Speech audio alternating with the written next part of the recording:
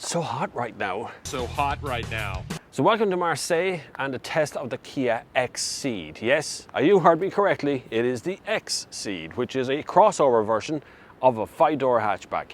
Not sure how this is going to pan out in the long term for Kia, but it certainly does complete the lineup for the CEED because, well, they've lifted it up a little bit and they've changed every single panel apart from the front door. So I'm going to put this car to the test. You make sure you hit that subscribe button while we have a look on the inside of the new XCeed.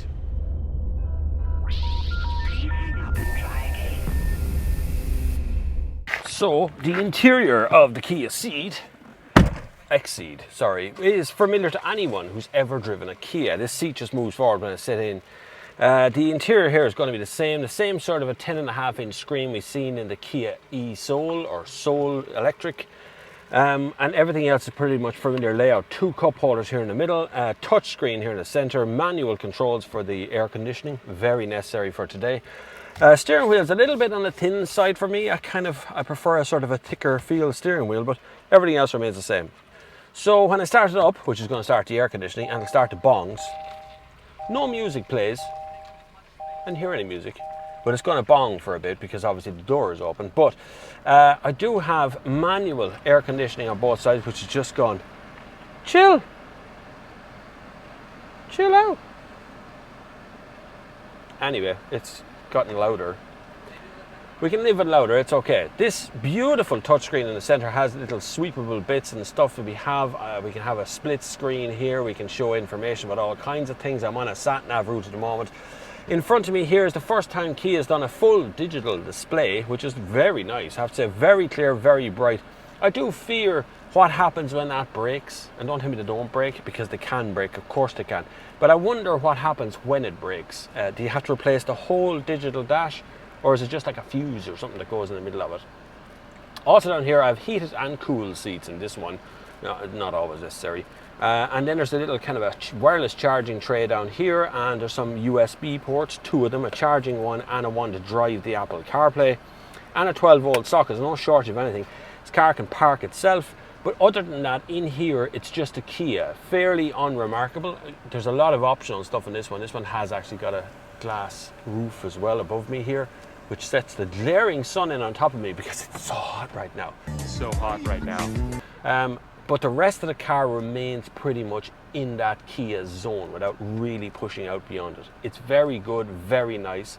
Right, let's check out the back seat and then we're going to take it for a little spin as well. I can turn off the engine again now. See, dings, and the seat moves back when you start up it. Look, good enough. So you saw the front seat, but the back seat is actually moved. It's different. This seat has now shifted back here and now is part of me, you know, so it's moved back and let me out. So I can get my fist between it when the car starts. There's 2 vents back here. There is an armrest here in the center with 2 cup holders in it, which is okay. So this back seat has a 40-20-40 split in it, but when you actually let them forward, so when you drop the seats, it drops as one unit. But this piece can be dropped separately, so you have 2 seats in place. The rear of the car here is pretty dark, particularly when I close the door. You'll see how dark it gets because these windows are heavily tinted compared to the front ones. There's quite a heavy tint on the back of that. This spec might be for Nout by the time it reaches Ireland. Don't forget that. We have guideline prices. I'm going to put them up on the screen. Not sure they're the finished product prices just yet, but I'm going to have a look at that later on. Anyway, let's have a quick look in the boot and then we'll get driving. Okay, quick shift into the boot. Boot is relatively unremarkable. Electric tailgate opening. I'm sure that's going to be an option in Ireland at some point. Plenty big, fits my 2 suitcases or 2 bits and pieces here as well. There's a butterfly just flown into the shot, but sure, you can go for a ride as well. And there's tons of space underneath there because there's no spare wheel. There is a box in here carrying a few bits and pieces. But other than that, it's fairly unremarkable. We get a 12-volt socket. You have 2 shopping bag hooks on both sides and ISOFIX in the back of the seats. What more could you want? All sorted. Right, let's go for a spin. Lads, honest to God, it's boiling. And I just met a very nice lady there a second ago called Girl on Swiss Roads. She's a YouTuber like me from Switzerland. And she's very nice. And I was chatting to her, Anna. She's really, really good. We're going to hook up and do a video at some stage in the future. Right. For the next 2.5 kilometers, keep straight on this road. Right, thanks. Now, this is like a tourist road along here. And so it's quite narrow and I'm going to have to leave her on because she's very helpful.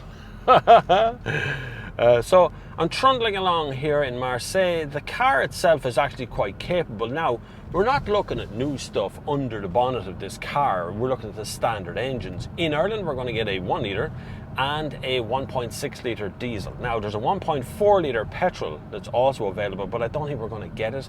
And I don't think we're going to get the automatic version of this car either. I think it's just going to be the manual version of this, because CO2 emissions are up the wazoo, to be honest with you. So it's a lovely thing to see. It's actually, I think, prettier than the Kia CEED.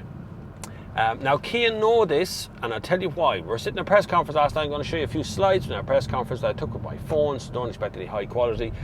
But for sure, Kia were talking about the car as being a visual feast rather than a thing to behold and drive and own and things like that. And I'm with them on that. I think about 80% of happy ownership is actually looking out the window at the car and seeing how pretty it is and how happy you are to drive it. That's more about the car. The rest is made up of little things like how reliable it is, all that sort of stuff. Other things we talked about last night as well is the online technology that's involved in this car. Kia are bringing out a new service. It's going to be installed in this car from this car onwards, so everything from here on out will have that service, and it's a live service for traffic and live services for various other things as well. You can buy stuff in the shop, you might be able to book a service at some point in the future as well using the services that are there. But anyway, it's live, it's stored in Germany, the data is stored in Germany, so it falls under GDPR, proper laws. How they store it, they say they're not sharing it with anybody, so it's a Kia based system. And they've got their own developers and their own company is looking after it. It does feel like a different car to some degree. It is different visually. It looks very different, obviously, but to drive, it doesn't have that Kia-ness about it or Korean-ness about it, I suppose you could say. It's actually quite pleasant to sit here. It feels like a much bigger car than it is on the road.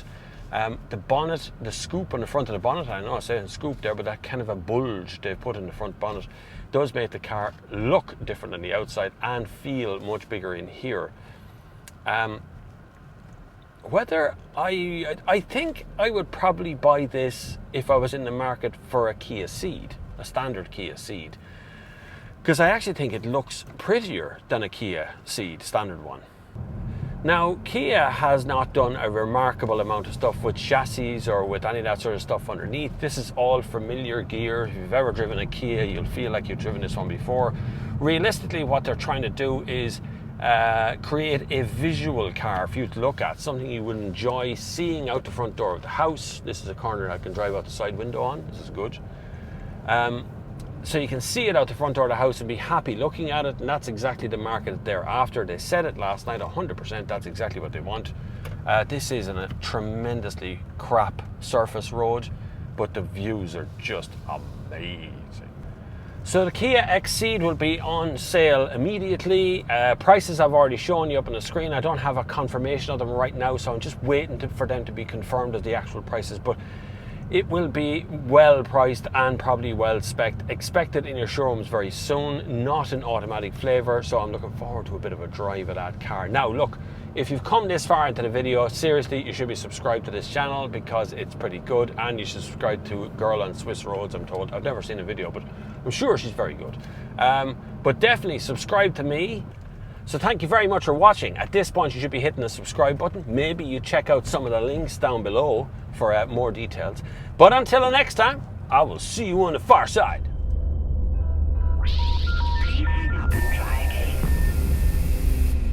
I'm here in Marseille, a little small town. I've actually run out of road. That's just the end of the road down there. But behind me is this. Look at that view, guys. That good? Out to little islands. Beautiful out there. Massif des Calamites. Right, anyway, that's where we are. Beautiful here. Look out there. Sailboat over there. Right, I have a gimbal thing and we're running here. So this area right here is the whole coastline of Marseille. So where we are is coming down sort of towards the bottom half of France. Over that way would be Morocco or Libya or those kind of places. There's a sailboat out there, which is absolutely Loads of cars here. You can walk down to the beach and jump and dive into the water and things. I'm not going to do that because I'm running short of time. Anyway, I gotta get moving again. This is like a really hectic day. Old World War II bunker, this one here. So there's loads of them in the mountains here, loads up the road as well. But this one has been converted into a house, so they put a gate over this side of it, and around the back of it here, I'll show you, around over here, and you see it's actually a little cafe or house or something over here to one side. Really good idea that, turn into something useful. And going off-road. Some area though, have to say, done well boy, done well.